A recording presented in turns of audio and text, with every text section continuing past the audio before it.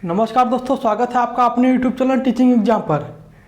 कल के वीडियो हमने वैदिक शिक्षा के बारे में डिटेल से बोला था, जिसका अर्थ परिभाषा विशेषता व महत्व गुण व दोष हमने देखा था। लेकिन आज के वीडियो में हम बौद्ध धर्म के बारे में देखने वाले हैं। देखिए, बौद्ध धर्म से मुख्य रूप से 2 ही 3 क्वेश्चन आपसे पूछा जाता है। बौद्ध शिक्षा की विशेषता बताइए, बौद्ध शिक्षा में स्त्री की स्थिति क्या थी, स्त्री शिक्षा की स्थिति। इसके बाद क्या पूछा था, बौद्ध शिक्षा का उद्देश्य बताइए। आइए इन क्वेश्चन में हम देखते हैं, थोड़ा विस्तार से डिस्कस करेंगे। देखिए, बौद्ध धर्म, बौद्ध शब्द का अर्थ क्या है, बोधि। बोधि मतलब जागृति होता है, या बौद्ध शब्द का अर्थ क्या, प्रबुद्ध मीन्स ज्ञानी होता है। देखिए, इसके संस्थापक कौन थे, गौतम बुद्ध थे, जिनके बचपन का नाम सिद्धार्थ था। देखिए, इनके बारे में जो हम डिटेल से चर्चा आपके सामाजिक अध्ययन वाले पेपर में करेंगे, किंतु वर्तमान भारतीय समाज में प्रारंभिक शिक्षा वाले पेपर में बस यहाँ से 2 ही 3 क्वेश्चन पूछे जाते हैं, जिसे हम फटाफट डिस्कस कर लेते हैं। देखिए, ये बौद्धकालीन शिक्षा की विशेषताएं, बौद्धकालीन शिक्षा की प्रमुख विशेषताएं निम्नलिखित है। देखिए, पूर्णतः निःशुल्क शिक्षा। बौद्धकालीन शिक्षा कैसी होती थी, पूर्णतः निःशुल्क होती थी, जिसके लिए कोई शुल्क नहीं होता था। सार्वभौमिक शिक्षा, देखिए सभी जाति वर्ग धर्म के लिए कैसी थी, यह शिक्षा थी। लेकिन वैदिक शिक्षा क्या थी, शूद्रों के लिए नहीं थी। यह शिक्षा जो बौद्ध धर्म की शिक्षा किसके लिए है, सभी जाति वर्ग धर्म के लिए। यहाँ पे कोई बाउंडेशन नहीं है, इन्हें शूद्र शिक्षा नहीं ग्रहण करेगा। बौद्ध शिक्षा का मूल केंद्र संघ होता था। ये गुरुकुल शिक्षा, मतलब वैदिक काल में जो शिक्षा गुरुकुल में दी जाती थी, लेकिन यह शिक्षा कहाँ दी जा रही है, यह शिक्षा संघ में दी जा रही है। संस्कारों का विकास, बौद्ध काल की शिक्षा की विशेषता क्या थी, वह संस्कारों का विकास करती थी। सर्वांगीण विकास, आपके शारीरिक, मानसिक, बौद्धिक, सभी प्रकार की जो क्षमताएं होती थी उसका क्या करता है, यह विकास करता है। भिक्षाटन, वैदिक काल में भी भिक्षाटन होता था, बौद्ध काल में भिक्षाटन होता है। क्या कहते थे, बच्चे जो है भिक्षा मांगने के लिए जाते थे बौद्ध काल में भी। देखिए, निर्वाण, देखिए वैदिक काल के शिक्षा का मुख्य उद्देश्य क्या था, आप कहेंगे मोक्ष प्राप्त करना। लेकिन यह बौद्ध धर्म में आएंगे, पूछेगा बौद्ध धर्म की शिक्षा का मुख्य उद्देश्य क्या है, आप कहेंगे निर्वाण प्राप्त करना। अर्थ दोनों का एक ही होता है, लेकिन शब्द अलग अलग यूज करेंगे आप, नहीं तो यहाँ पे आपके नंबर कट जाएंगे। देखिए, निर्वाण होता है। देखिए, यह जो बौद्ध काल में जो शिक्षा दी जाती थी वह पाली या प्राकृतिक भाषा में दी जाती थी। जो वैदिक काल में जो शिक्षा दी जाती थी वह संस्कृत भाषा में दी जाती थी। देखिए, इसमें कौन कौन सी विधि प्रयोग होती है, देखिए आगमन विधि, निगमन विधि, वाद विवाद, शास्त्रार्थ होता था। यह शिक्षा कैसी थी, यह शिक्षा मौखिक शिक्षा थी, मौखिक भाषा में दी जाती थी। देखिए, पूछा जाता बौद्धकालीन शिक्षा की विशेषता बताइए, याद हो गया। बौद्धकालीन शिक्षा में मतलब स्त्री शिक्षा की स्थिति क्या थी, बौद्ध काल में स्त्री शिक्षा की स्थिति क्या थी, आइए एक बार इस पर हम चर्चा करते हैं। देखिए, बौद्ध काल में स्त्री शिक्षा क्या दिया, प्रोत्साहित किया गया। स्त्रियों क्या किया, शिक्षा के लिए प्रोत्साहित किया गया। मतलब बौद्ध काल में स्त्रियों को भी शिक्षा दी जाने लगी। जो शिक्षा ग्रहण करने आई थी उसका नाम क्या था, प्रजापति गौतमी था। जिसे हम देखिए, जो बौद्ध में जो लड़के शिक्षा ग्रहण करते थे बौद्ध भिक्षुक कहते थे, जो स्त्रियां शिक्षा ग्रहण करती थी हम क्या कहते हैं, बौद्ध भिक्षुणी कहते थे। प्रथम बौद्ध भिक्षुणी यदि नाम पूछे आपका क्या कहेंगे, प्रजापति गौतमी थी। देखिए, एक समान शिक्षा, बौद्ध भिक्षु हो या बौद्ध भिक्षुणी हो, सभी के लिए शिक्षा कैसी थी, एक समान थी। जो शिक्षा उन्हें दी जाती थी लड़कों को, वही शिक्षा लड़कियों को दी जाती थी। संघ में एक साथ शिक्षा, देखिए जो क्या था, संघ में जो है लड़के और लड़कियां, भिक्षु और भिक्षुणी एक साथ रहा करते थे। इनके लिए कोई बाउंडेशन नहीं था। जैसे कि आज के स्कूलों में आप देखते हैं जो लड़के और लड़कियां एक साथ शिक्षा ग्रहण करते हैं, ठीक वही सिस्टम बौद्ध काल में भी था। स्त्री शिक्षा की स्थिति के बारे में आप इतना लिख देते हैं तो आपको अच्छा खासा नंबर मिल जाएगा। आगे चलिए देखते हैं। देखिए, बौद्धिक शिक्षा का उद्देश्य बताइए, बौद्ध शिक्षा का मुख्य उद्देश्य। देखिए, यहाँ पर उद्देश्य क्या था, देखिए धर्म का प्रचार प्रसार करना। बौद्ध शिक्षा का जो मुख्य उद्देश्य क्या था, अपने धर्म का प्रचार प्रसार करना। ये लोग क्या करते थे, अपने धर्म का घूम घूम के प्रचार प्रसार किया करते थे। चरित्र का निर्माण करना, वैदिक काल की शिक्षा का मुख्य उद्देश्य क्या था, चरित्र का निर्माण करना। बौद्ध काल की शिक्षा की मुख्य उद्देश्य क्या है, चरित्र का निर्माण करना, एक अच्छे मनुष्य का निर्माण करना। उसके अंदर क्या, सदाचार की स्थापना करना, सामाजिक कुशलता पर बल। देखिए, क्या यह क्या कहता था, व्यक्ति के अंदर क्या सामाजिक कुशलता डालता था, जिससे क्या योग्य नागरिक का निर्माण हो सके। देखिए, यह बौद्ध धर्म का जो शिक्षा था क्या था, सदा सत्य बोले, झूठ मतलब आपको झूठ नहीं बोलना है। आपको जो है क्या, इसमें कुछ नियम होते थे, आपको नियमों का क्या था, पालन करना होता था। अहिंसा न करना, सदा सत्य बोलना, इस प्रकार इसमें क्या होते 5, 6 या 7, 8 नियम होते थे।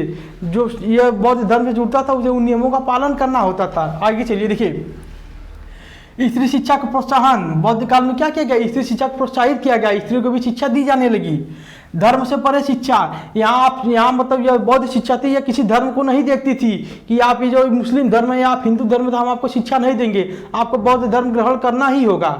यह सभी धर्मों को क्या करती थी, शिक्षा देती थी, क्योंकि इसका मकसद क्या था, धर्म का प्रचार प्रसार करना। सर्वांगीण विकास, बौद्ध धर्म की जो शिक्षा का मुख्य उद्देश्य क्या था, सर्वांगीण विकास करना था। देखिए इसके प्रमुख उद्देश्य कुछ यहाँ पे लिखे गए। देखिए बौद्ध धर्म का, देखिए बौद्ध धर्म क्या था, अनिश्वरवादी था। अनिश्वरवादी मतलब यह नास्तिक था, यह ईश्वर को नहीं मानता था। देखिए बौद्ध धर्म क्या करता था, पुनर्जन्म में विश्वास करता था। इसका जो है अगले जन्म में विश्वास था कि नहीं, पुनर्जन्म जो व्यक्ति का होता है, ये इसमें क्या करता था, विश्वास करता था, किंतु ईश्वर को नहीं मानता था। आत्मा की परिकल्पना नहीं होती थी। देखिए बौद्ध धर्म आत्मा को नहीं मानता था।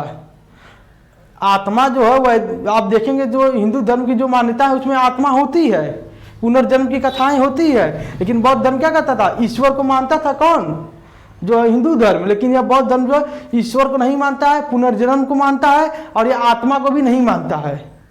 देखिए ये बौद्ध धर्म किसमें विश्वास करता है, यह कर्मवाद में विश्वास करता था। यह कहता था कि आप लोग अपना कर्म करते रहिए, फल की चिंता मत करिए।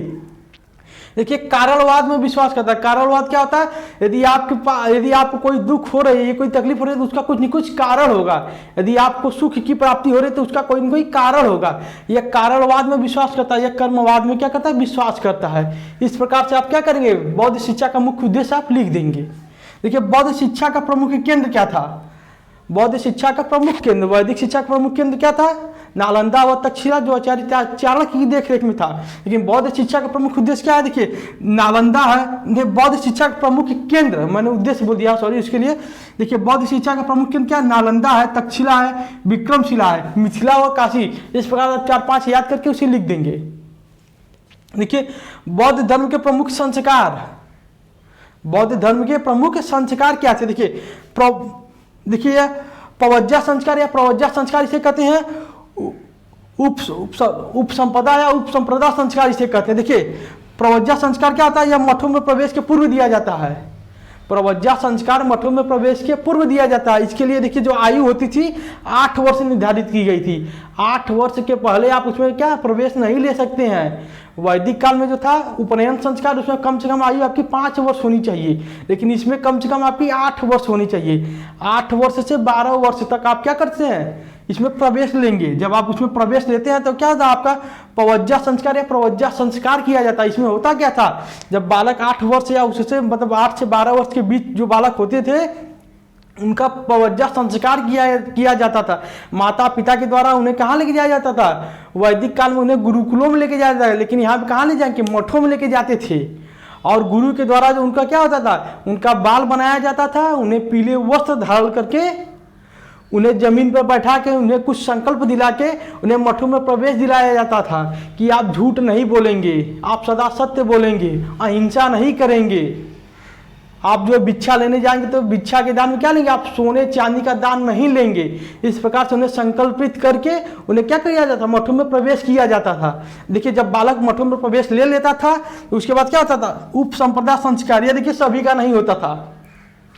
इसमें जो है शिक्षक आपसे प्रश्न पूछते हैं, यदि आप उसका उत्तर देने में सक्षम है, यदि आप पास हो जाते हैं तो आपका जो उपसंप्रदा संस्कार या उपसंपदा संस्कार हो जाता था। उपसंप्रदा संस्कार क्या आपका कर दिया जाता था। देखिए इसकी आयु क्या थी, इसकी आयु 20 वर्ष थी। कम से कम आपका 20 वर्ष आयु होना चाहिए। 20 से 22 वर्ष की आयु में यह संस्कार किया जाता था। देखिए इसमें क्या होता था, व्यक्ति को आजीवन ब्रह्मचर्य रहना होता था। जो व्यक्ति जो होता था मठ में ही रहता था आजीवन उसी मठ में रहने के लिए क्या होता था, वह योग्य हो जाता था। इस संस्कार के बाद वह आजीवन मठ में ब्रह्मचर्य रहकर वह जो गुरु की आज्ञा का पालन करता था, वहाँ की देखरेख व्यवस्थाएं सब देखता था। इसके लिए कम से कम आयु आपकी 20 वर्ष होनी चाहिए। उपसंप्रदा संस्कार था। देखिए उसमें क्या था, मतलब कि क्या था, उपनयन संस्कार था, समावर्तन संस्कार था, एक और संस्कार था चूड़ाकर्म संस्कार था। उसमें 3 संस्कार आपको बताए थे, इसमें आपको 2 संस्कार याद करना है, प्रवज्जा संस्कार और उपसंपदा संस्कार। देखिए यह त्रिपिटक क्या है, यह जो त्रिपिटक है बौद्ध धर्म का एक प्रमुख ग्रंथ है। यदि आपसे ऑप्शन दे दे त्रिपिटक, ऑप्शन दे दे बौद्ध धर्म, जैन धर्म और कोई वैदिक धर्म, इसी बार कई और दे दिए एक ऑप्शन, इनमें से कोई नहीं, आप क्या टिक करेंगे? बौद्ध धर्म। त्रिपिटक किसका ग्रंथ है? बौद्ध धर्म का ग्रंथ है। इसमें बौद्ध धर्म की क्या है, सारी कथा कहानियां लिखी गई हैं। बौद्ध धर्म की जो जितनी भी बातें हैं इसी ग्रंथ में लिखी गई है। भगवान बुद्ध की जितनी भी जीवन के बारे में जितनी भी बातें हैं, उन्होंने पहला उपदेश कहाँ दिया, उन्होंने शिक्षा कहाँ ग्रहण किया, फिर 4 सत्यव्रत क्या है, अष्टांग मार्ग क्या है, त्रिरत्न क्या है, बौद्ध धर्म का विभाजन कब हुआ, इसके बारे में क्या है प्रमुख बातें वहाँ पे लिखी गई हैं। देखिए यह जो है 4 आर्य सत्य, अष्टांग मार्ग, त्रिरत्न, विभाजन, इसे हम सामाजिक विज्ञान में चर्चा करेंगे, क्योंकि यहाँ चर्चा करने कोई मतलब नहीं, इस पेपर में आपसे आज क्वेश्चन नहीं पूछे जाते हैं। ठीक है, मैं आशा करता हूँ आपको ये समझ में आया होगा। इसके बाद दोस्तों मैं जो वीडियो बनाने वाला हूँ वो वैदिक शिक्षा और बौद्ध शिक्षा में क्या समानता है, क्या अंतर है, इसके बारे में प्रश्न पूछे जाते हैं। लेकिन देखिए इससे एक और जो टॉपिक है उससे प्रश्न पूछा जाता है बौद्ध धर्म की। आपसे यह पूछेगा बौद्ध धर्म में कुल कितने संगीत सम्मेलन हुए? बौद्ध धर्म में कुल 4 संगीत सम्मेलन हुए हैं। चारों संगीत सम्मेलन से आपसे क्वेश्चन बनते हैं। यदि आपको विश्वास न हो तो आप बीटीसी सेकेंड सेमेस्टर का 2018 बैच का पेपर मतलब यही पेपर उठा के आप देख लीजिए। उसमें पूछा गया है कि द्वितीय संगीत सम्मेलन कब हुआ, या द्वितीय संगीत सम्मेलन किसके शासनकाल में हुआ। देखिए यहाँ से जो क्वेश्चन पूछा जाता है कि इस तरीके से पूछा जाता है, मतलब बौद्ध धर्म कितने संगीत सम्मेलन, 4 संगीत सम्मेलन हुए थे। पूछा जाता पहला कब हुआ, दूसरा कब हुआ, तीसरा कब हुआ, चौथा कब हुआ।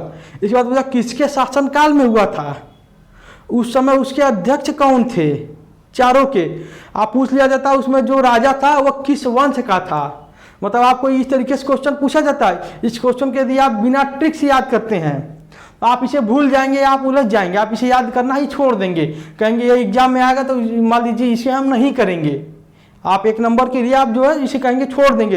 लेकिन यदि आप इसे ट्रिक से पढ़ लेते हैं तो आपको लगभग मैं बताता हूँ ये आजीवन याद रहेगा, आप इसे भूलने वाले नहीं हैं। तो जो है कल का वीडियो इसी पे होगा, वैदिक शिक्षा बौद्ध धर्म की शिक्षा में समानता अंतर, और इस पर मैं आपको ट्रिक दे दूंगा। बौद्ध धर्म की कितने संगीत सम्मेलन हुए थे, 4 संगीत सम्मेलन हुए थे, इस पर मैं आपको एक ट्रिक दे दूंगा। आप ट्रिक से यदि उसे पढ़ेंगे तो आप उसे लंबे समय तक याद रख पाएंगे। यदि क्वेश्चन एग्जाम में बनता है तो आप उसे करके आएंगे। ठीक है, आज का वीडियो मैं यहीं पे समाप्त करता हूँ। वीडियो देखने के लिए आपका बहुत बहुत धन्यवाद।